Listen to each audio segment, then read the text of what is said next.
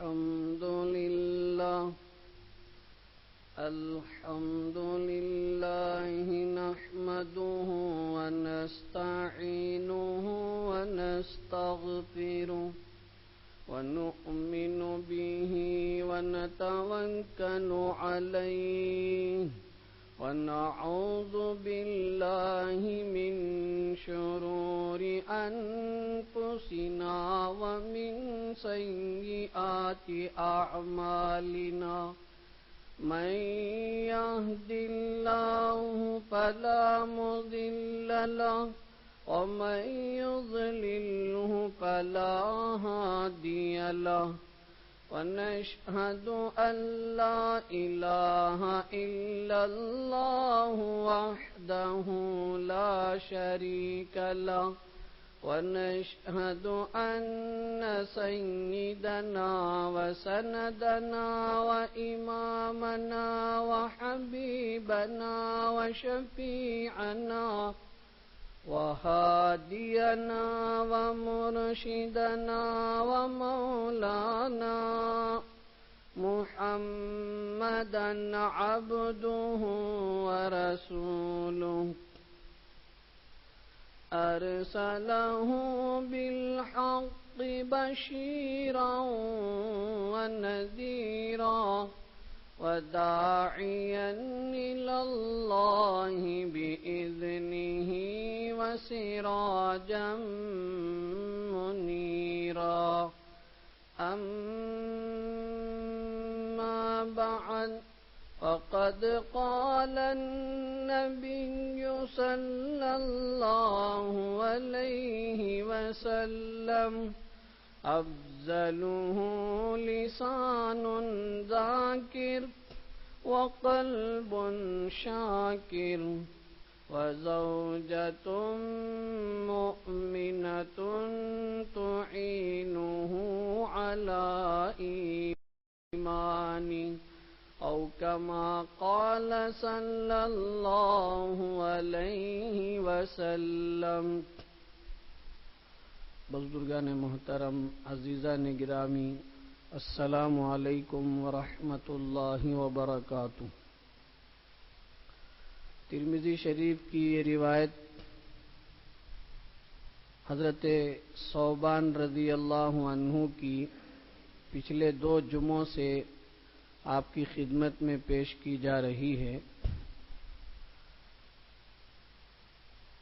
شروع کا حصہ مختصر یہ ہے کہ حضرات صحابہ نبی اکرم علیہ الصلاۃ والسلام کے ساتھ ایک سفر میں جا رہے تھے.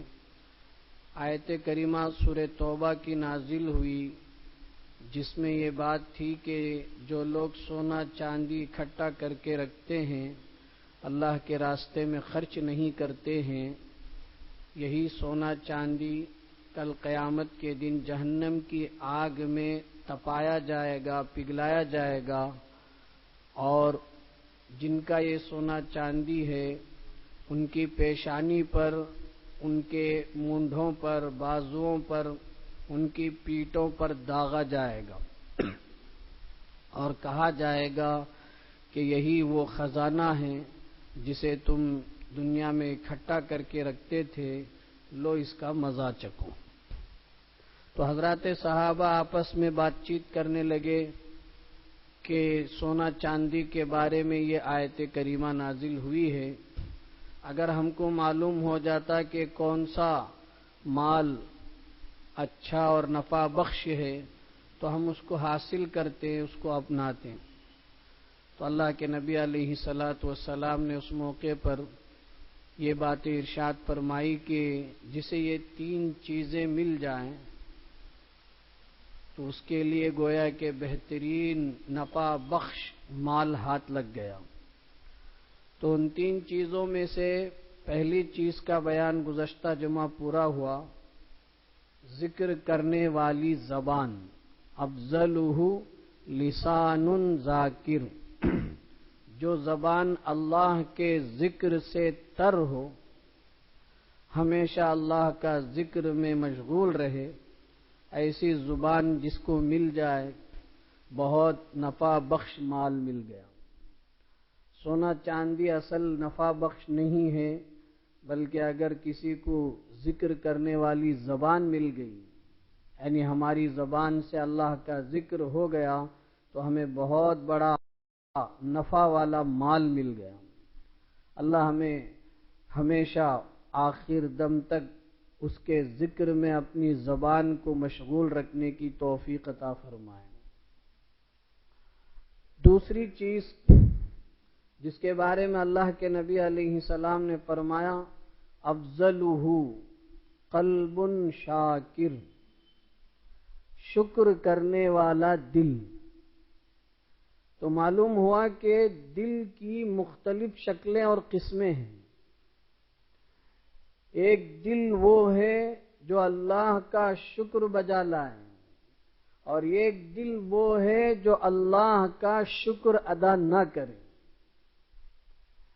شکر بہت بڑی دولت ہے میرے دوستو بزرگوں۔ قرآن مجید میں اللہ تبارک و تعالی نے فرمایا، لئن شکرتم، اگر تم میری نعمتوں کا شکر ادا کرو گے، لَأَزِيدَنَّكُمْ، میں تمہارے لیے اپنی نعمتوں میں اضافہ ہی کرتا رہوں گا۔ قرآن مجید میں اللہ نے صاف لفظوں میں فرمایا کہ جو میری نعمتوں پر شکر ادا کرتا ہے، میں اپنی نعمتیں اس پر مزید کرتا ہوں۔ اس کے برخلاف آگے فرمایا، وَلَئِن كَفَرْتُمْ، اور اگر تم نے ناشکری کی، ناقدری کی، تو آگے جو جملہ ہے بڑا سخت ہے۔ اللہ کہتے ہیں کہ میرا عذاب، میری سزا، میری پکڑ سخت ہے۔ ناشکروں کو میں سخت پکڑ کرتا ہوں، سخت گرفت کرتا ہوں، پھر ہماری چنگل سے، ہماری پکڑ سے وہ بچ نہیں سکتا۔ اللہ کی کون کون سی نعمتیں ہیں جو ہمیں یاد ہیں؟ کون کون سی نعمتیں ہیں جن پر ہم شکر ادا کرتے ہیں؟ ہم سمجھتے ہیں کہ ہمارے ذمے کوئی قرضہ نہ ہو، ہمارا خاص مکان ہو، ہمارا خاص بزنس ہو، ہماری خاص گاڑی ہو، تو ہم جو ہے اللہ کی نعمت میں ہیں، اللہ کے احسان میں ہیں۔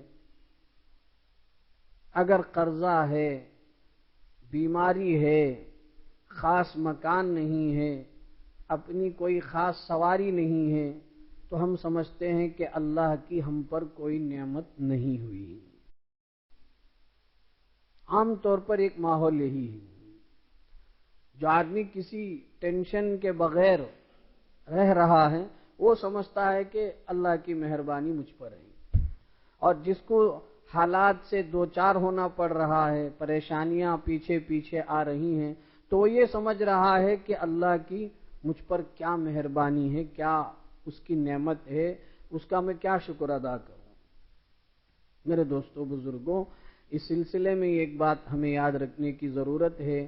دنیا کے اندر دیکھیے کتنی مخلوقات ہیں، بے شمار ان گنت مخلوقات، چاند، سورج، ستارے، پانی، پہاڑ، آسمان، زمین، درخت، چرندے، پرندے، یہ سب اللہ کی مخلوق۔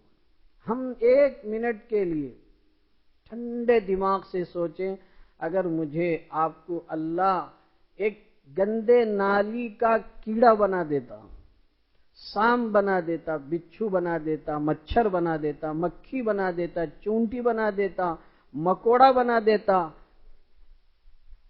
ہماری کیا حیثیت رہ جائے؟ اور کیا ہم اللہ سے فیس کر سکتے تھے؟ کیا ہم اللہ سے مقابلہ کر سکتے تھے؟ کیا ہم اللہ سے لڑ سکتے تھے کہ اے اللہ آپ نے مجھے ایسا کیوں بنا دیا؟ ہم نے نہ سوچا، نہ مانگا، نہ خیال کیا، اللہ نے ہمیں انسان بنایا، اس نعمت کا ہم نے کتنا شکر ادا کیا۔ انسان خود اللہ پاک ساری مخلوقات کو پیدا کرنے کے بعد کسی مخلوق کو افضل، اشرف، بہتر نہیں قرار دیا، صرف انسان کے بارے میں فرمایا وَلَقَدْ كَرَّمْنَا بَنِي آدَمَ، کہ ہم نے آدم کی اولاد کو باعزت بنایا، مکرم بنایا، اشرف بنایا۔ کسی مخلوق کی بناوٹ اور سجاوٹ میں اللہ نے کوئی قسم کی بات نہیں کہی، لیکن انسان کی بناوٹ کے بارے میں فرمایا لَقَدْ خَلَقْنَا الْإِنسَانَ فِي أَحْسَنِ تَقْوِيمٍ، کہ ہم نے انسان کو بہترین انداز سے بنایا ہے۔ تو میرے دوستو بزرگوں، انسان بنایا ہے۔ میں اور آپ ایک منٹ بیٹھ کر سوچیں، کبھی ہم نے اس انسان بنائے جانے کو اللہ کی نعمت سمجھا ہے کہ نہیں سمجھا ہے؟ آج ہم مچھر تکلیف پہنچاتا ہے تو ہم مسل دیتے ہیں، کبھی ہاتھ سے، کبھی کسی اور طریقے سے، کبھی الیکٹرانک چیزوں سے، اور کتنی مخلوقات ہیں۔ اللہ چاہتے تو ہمیں کچھ بھی بنا سکتے تھے، لیکن اللہ نے ہمیں انسان بنایا۔ ہم نے اس نعمت کا کتنی مرتبہ اللہ کا شکر ادا کیا۔ اس سے آگے بڑھیے، اللہ تعالیٰ نے انسان بنایا، ٹھیک ہے، ہم دنیا کے اندر دیکھتے ہیں کتنے انسان ایسے ہیں کہ ان کو آنکھ نظر نہیں آتی ہے، کان سے سنائی نہیں دیتا ہے، زبان سے بولنا نہیں آتا ہے، ہاتھ سے معذور ہیں، پیر سے معذور ہیں، کتنے انسان ایسے ہیں۔ ایک مرتبہ کسی ہسپتال کو معائنہ کے لیے، دیکھنے کے لیے چلے جائیں، پتہ چلے گا کہ لوگ کیسے تڑپ رہے ہوتے۔ سب کچھ ہے، مال، دولت، جائیداد، ساری چیزیں ہیں، لیکن انسان صحت کی نعمت سے محروم ہے، ہسپتالوں میں پڑا ہوا ہے۔ ساری چیزیں ہیں، نیند نہیں آ رہی ہے، ساری چیزیں ہیں، تھوڑا سا میٹھا زیادہ نہیں کھا سکتا ہے۔ ایسے لوگ بھی کتنے ہیں۔ لیکن ہم سوچیں، اللہ نے ہمیں آنکھیں اچھی نظر آنے والے دی، کان سنائی دینے والے دیے، زبان بولنے والی عطا فرمایا۔ یہ سب اللہ کی نعمت نہیں تو اور کیا ہے؟ ہم نے اس پر کتنا اللہ کا شکر ادا کیا۔ ایک دماغ کا ایک رگ تھوڑا سا بھی فرق ہو جائے تو آدمی کیا ہو جاتا ہے؟ ہم اس کو کیا کہتے ہیں؟ مینٹل کہتے ہیں، دیوانہ کہتے ہیں، پاگل کہتے ہیں۔ اور اس کی حرکتیں کیسی ہوتی ہیں؟ نالوں کے پاس بیٹھ کر اس کا پانی پکڑ کر پی رہا ہوتا ہے، چپل کا ہار اپنے گلے میں ڈال کر گھوم رہا ہوتا ہے، پیسے مانگتا پھرتا ہے۔ کیسی بدترین زندگی ہو جاتی ہے، صرف ایک رگ کا فرق ہو گیا۔ اللہ نے مجھے اور آپ کو عقل صحیح سالم عطا فرمائی، اس کو ہم نے نعمت سمجھا کہ نہیں سمجھا؟ آج ہم کیا سمجھتے ہیں؟ کچھ بھی نہ ہو تبھی اللہ کی مہربانی ہے، اور کچھ قرضہ ہو گیا، خاص مکان نہ ہو، گاڑی اچھی نہ ہو تو ہم سمجھتے ہیں کہ اللہ کی مہربانی نہیں۔ اللہ کہتے ہیں وَفِي أَنفُسِكُمْ أَفَلَا تُبْصِرُونَ، تم اپنی جانوں میں کیوں غور نہیں کرتے؟ اپنی ذات پر غور کیوں نہیں کرتے؟ یہ اللہ کی نعمت۔ اس سے آگے بڑھی، دنیا کے اندر کروڑ ہا کروڑ مخلوق، انسانوں میں کوئی دیوی دیوتاؤں کی پوج رہا ہے، کوئی صلیب کے سامنے اپنے گھٹنے ٹھیک رہا ہے، کوئی درخت کے سامنے، کوئی جانور کو اپنا معبود بنا رہا ہے، کوئی سام کو، کوئی فلاں کو، کوئی فلاں کو۔ اللہ چاہتے تو ہمیں بھی کسی نہ کسی جانور، درخت، آسمان، سورج، ان کی پوجا کرنے والا بنا دیتا، لیکن اللہ نے مجھے اور آپ کو ایمان کی دولت عطا فرمائی۔ کیا میں نے اور آپ نے اللہ سے یہ مطالبہ کیا تھا کہ اللہ مجھے ایمان والا بنا؟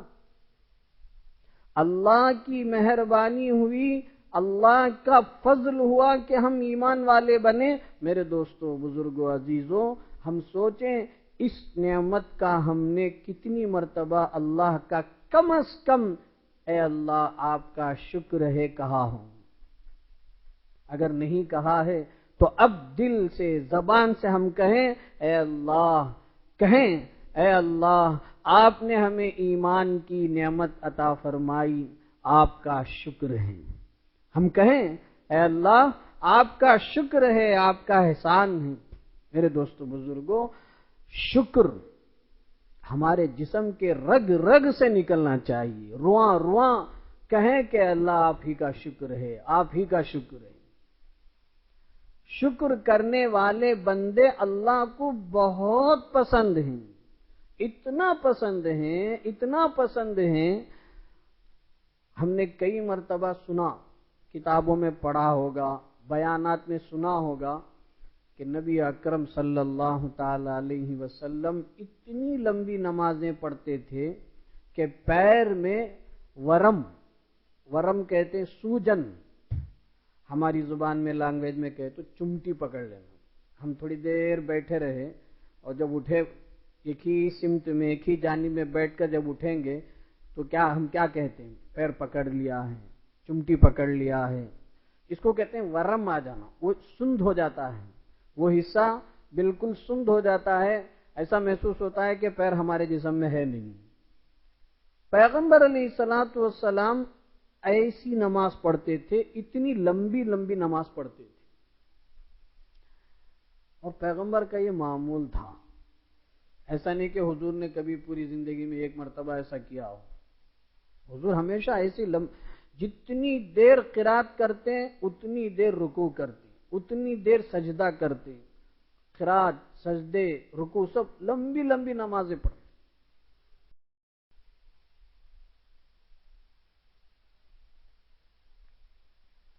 کیا اللہ کے نبی صلی اللہ علیہ وسلم گنہگار بندے تھے کہ حضور کو اتنی لمبی نماز پڑھنے کی ضرورت تھی؟ پیغمبر علیہ السلام سے چوک ہو گئی، غلطی ہو گئی، گناہ ہو گیا کہ حضور اتنی لمبی لمبی نمازیں پڑھ رہے ہوں، پیر میں سوجن آ گئے. کسی نے پوچھ لیا، مائی جان عائشہ صدیقہ رضی اللہ عنہا نے یا کسی نے پوچھ لیا کہ اللہ کے نبی آپ اتنی مشقت کیوں اٹھا رہے ہیں؟ اس موقع پر اللہ کے نبی علیہ الصلوۃ والسلام نے جو جواب ارشاد فرمایا اس کو ہمیں سمجھنا ہے. حضور نے یہ فرمایا، لمبی حدیث ہے اس کا میں خلاصہ کر رہا ہوں، کہ اللہ تعالیٰ نے بے شمار نعمتیں مجھ پر فرمائی، بڑا احسان مجھ پر فرمایا.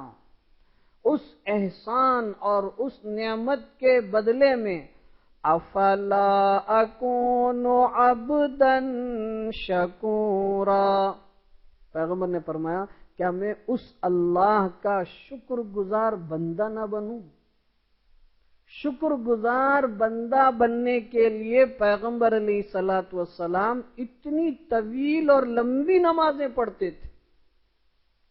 ہم نے زندگی میں آج کسی کی 40 سال ہے، کسی کی 50، کسی کی 60، کبھی 2 رکعت میں سے 1 رکعت بھی ہم نے اتنی لمبی نماز پڑھی ہو؟ اگر کسی نے پڑھی ہے تو واقعی وہ مبارکبادی کے لائق ہے، اور نہیں پڑھی ہے تو کم از کم ارادہ اور نیت ہونی چاہیے کہ جو نبی معصوم ہونے کے باوجود اتنی لمبی نمازیں مجاہدہ، مشقت برداشت کر کے اللہ کا شکر گزار بندہ بننا چاہ رہے ہیں، تو ہم جیسے ہر دن کے گنہگار، ہر لمحے کے گنہگار، خطا کار، اللہ کا کھاتے پیتے ہیں لیکن اسی کی نافرمانی کرتے رہتے ہیں، تو ہم پر یہ لازم نہیں آئے گا کہ ہم روزانہ ایسی نمازیں پڑھیں. اللہ ہم سب کو توفیق عطا فرمائے. شکر گزار بندہ بننا، شکر گزار دل کا نصیب ہونا، پیغمبر علیہ السلام نے فرمایا افضل المال، بہترین مال ہے، نفع بخش مال ہے. ابھی ربیع الاول کا مہینہ چل رہا ہے، آج ربیع الاول کی 10 تاریخ ہے. ایک طرف ہمارے نبی کا عمل، انبیاء علیہم الصلوۃ والسلام کی جو زندگی ہوتی ہے وہ برتھ ڈے کے طور پر منانے کے لیے نہیں ہوتی ہے، بلکہ ان کی زندگی کو نمونہ بنا کر اپنانے کے لیے ہوتا ہے۔ آج بس شیطان اور نفس چونکہ ہمارے ساتھ، نفس تو ساتھ لگا ہوا ہے، شیطان پیچھے پڑا ہوا ہے، یہ پوری کوشش کرتا ہے دین کے نام پر، پیغمبر کے نام پر، اسلام کے نام پر اس طرح کے کاموں میں ہم کو لگا دیتا ہے کہ ہم سمجھ رہے ہوتے ہیں کہ یہ بہت اچھا اور بڑا کام ہو رہا ہے، حالانکہ اس کام کی وجہ سے ہم کہیں اور چلے جاتے ہیں اور ہم کو احساس بھی نہیں ہوتا ہے۔ میرے دوستو بزرگوں، دنیا کے اندر کون مسلمان ایسا ہوگا جسے پیغمبر کی ولادت کی خوشی نہ ہو؟ وہ مسلمان ہی کیا ہیں جسے پیغمبر کی ولادت پر خوشی نہ ہو؟ یقیناً نبی اکرم علیہ الصلاۃ والسلام کی پیدائش ہم سب کے لیے، پوری انسانیت کے لیے رحمت ہے، یقیناً رحمت ہے۔ اللہ نے قرآن مجید میں فرمایا وَمَا أَرْسَلْنَاكَ إِلَّا رَحْمَةً لِّلْعَالَمِينَ، مسلمانوں کے لیے فقط نہیں، اللہ کہتے ہیں ہم نے آپ کو پورے عالم والوں کے لیے سراپا رحمت بنا کر بھیجا ہے۔ یقیناً پیغمبر کی پیدائش، پیغمبر کی ولادت، پیغمبر کی تشریف آوری ایک ایک انسان کی زندگی میں خوشی کا باعث ہے، ذریعہ ہے، سبب ہے۔ لیکن جس نبی کی پیدائش سے ہمیں خوشی ہوتی ہے، اسی نبی کی تعلیمات پر ہمیں عمل کرنا ہوگا۔ اپنی طرف سے کسی زیادتی کو کر کے ہم یہ باور کرائیں، یہ سوچیں کہ ہم نے پیغمبر کا حق ادا کر دیا، یہ صرف دیوانہ پن ہوگا، یہ جنون کی بات ہوگی، یہ خیالی باتیں کہلائی جائے گی۔ پیغمبر علیہ الصلاۃ والسلام کے نام پر جشن منانا، میلاد النبی منانا، اور اسی طرح آثار مبارک کے نام پر جو ایک ماحول قائم کیا جاتا ہے۔ دیکھیے آثار مبارک، پیغمبر علیہ الصلاۃ والسلام کے بال مبارک ہوں یا کوئی بھی چیز ہو، اس کے لیے ضروری یہ ہے کہ وہ صحیح سند کے ساتھ ثابت ہو، کہ سلسلہ با سلسلہ وہ چلا آیا ہو، صحیح سند کے ساتھ اس کا ثبوت ہو، تو پھر اس کے انکار کی کوئی گنجائش نہیں۔ لیکن کون صحیح سند کے ساتھ ثبوت پیش کرے، اللہ بہتر جانے۔ اس لیے ایسی چیزوں کو نہ ہم جھوٹ کہہ سکتے ہیں اور نہ بالکل آنکھ بند کر کے سچ مان سکتے ہیں۔ اسی کو عربی میں کہتے ہیں لا نصدق ولا نکذب، نہ ہم اس کو جھوٹ کہیں گے کہ بھئی یہ غلط ہے، یہ صحیح نہیں ہے۔ کیوں؟ اس لیے کہ ہمارے پاس کوئی ثبوت نہیں ہے کہ ہم اس کو غلط کہہ سکیں، اور ہم یہ بھی نہیں کہہ سکتے کہ یہ سچ ہے، صحیح ہے، اس لیے کہ پورے وثوق کے ساتھ، ثبوت کے ساتھ ہمارے تک پہنچا ہے، اس کا ہمیں علم نہیں ہے۔ لیکن آثار مبارک کے نام پر ایک ہجوم اور اس کی وجہ سے کوئی دوسرے خرافات، کوئی دوسری پریشانیاں، اور پھر ربیع الاول کے مہینے میں 12ویں کا فاتحہ کے نام پر یہ جو حالات ہیں، میرے دوستو بزرگوں، ہمیں اس وقت ان چیزوں میں لگنے اور پڑھنے کے بجائے جو نبی درد کو لے کر، فکر کو لے کر 53 سال مکہ مکرمہ میں، 10 سال مدینہ منورہ میں جو پیغمبر نے زندگی پیش کی ہے، وہ اس لیے پیش نہیں کی ہے کہ انسان بس انہی جھگڑوں میں پڑ جائیں، انہی چیزوں میں پڑ جائیں، بلکہ ملک کے اور قیامت کے قریب کے زمانے میں جو حالات آئیں گے، ان حالات پر پیغمبر کی جو تعلیمات ہیں، ان تعلیمات پر ہر انسان، خاص طور پر مسلمان، عمل پیرا ہو۔ اس لیے نبی صلی اللہ علیہ وسلم تشریف لائے، پیغمبر علیہ السلام قیامت تک کے لیے نبی بنا کر بھیجے گئے ہیں۔ اس لیے میرے دوستو بزرگوں، پیغمبر اتنی ساری قربانیاں دینے کے باوجود اپنے آپ کو شکر گزار بندہ بنانے کا اظہار فرما رہے ہیں، تو مجھے اور آپ کو اور اس امت کے ہر فرد کو چاہیے کہ وہ اللہ کا شکر گزار بندہ بنے۔ تو اس کے لیے ضرورت اس بات کی ہے، باقی باتیں انشاءاللہ آئندہ جمعہ آپ کی خدمت میں پیش کی جائے گی۔